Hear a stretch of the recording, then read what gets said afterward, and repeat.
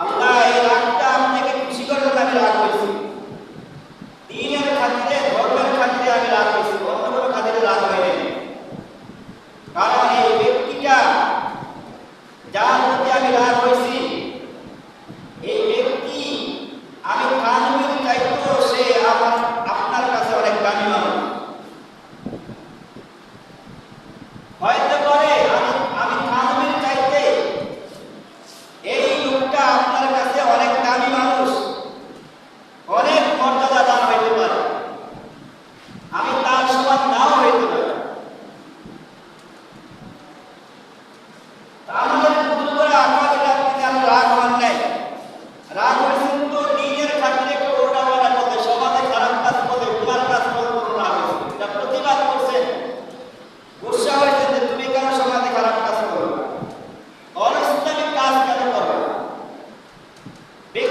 কারণে কেউ রাগ গুসা হন নাই। যেমন ইমাম আযম আবু হানিফা রাহমাতুল্লাহ, তিনি কি পরিমাণ রাগ হজম করতে পারেন, সুবহানাল্লাহ। ঘটনা শুনলে অবাক হয়ে যাবে।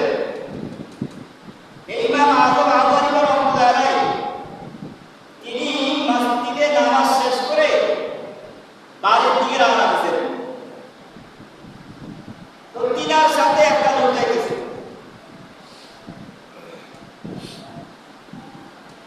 ইমাম আবু হানিফা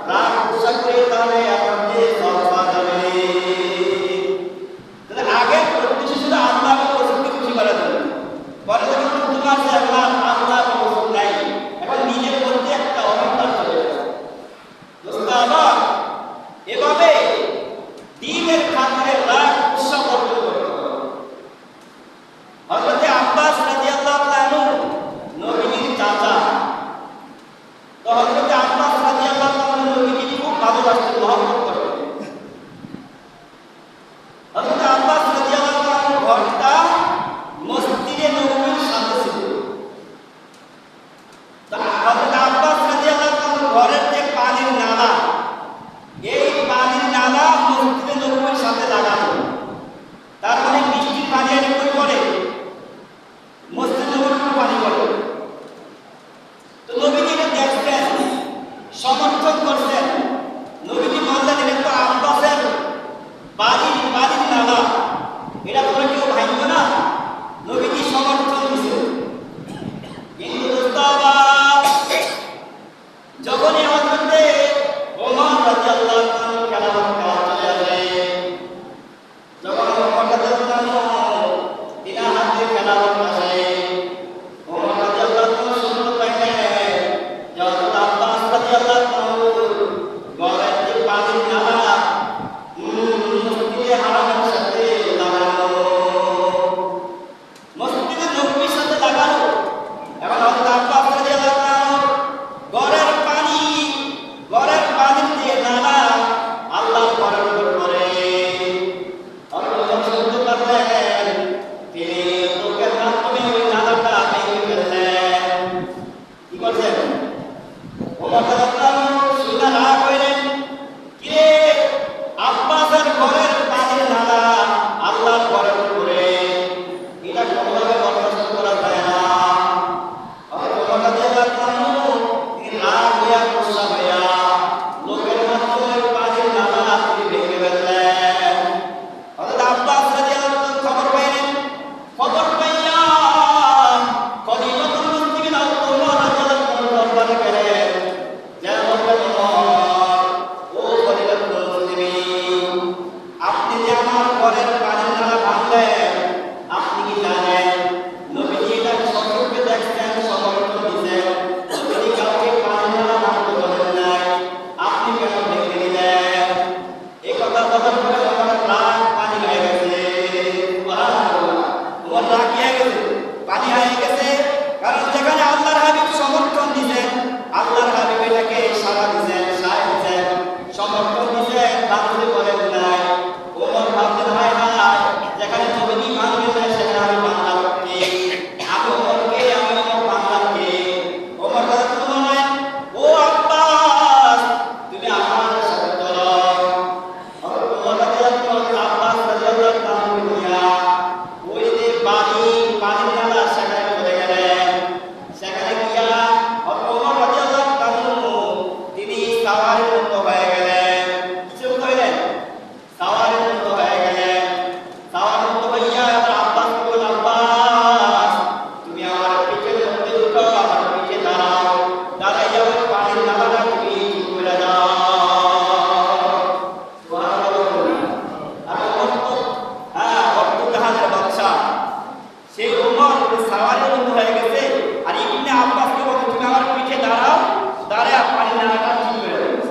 সুবহানাল্লাহ। দেখছেন হযরত আব্বাস রাদিয়াল্লাহু বলেন, ওমর, ও খলিফাতুল মুসলিমিন, আপনার পিঠে আমি কেটে দেবনি, আপনি তো খলিফা, আপনার পিঠে আমার পা রাখা সম্ভব না, আমি অন্য কিছু দিয়া আমি ওই নালাটা ঠিক করে দেব। হযরত ওমর রাদিয়াল্লাহু বলেন, না ভাই, যেই কাজ রাসূল সমর্থন দিয়েছেন, রাসূল বাঁধতে বলেন নাই, আমি সেটা করে ফেলছি।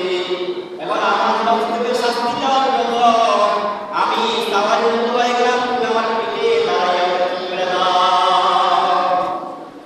দেখছেন, প্রথমে হযরত ওমর রাগ হইছে দ্বীনের কারণে, কারণ তিনার ঘরের পানির নালা আল্লাহর ঘরের উপর পানি পড়ে, এটা তো কারোর পক্ষে সম্ভব না।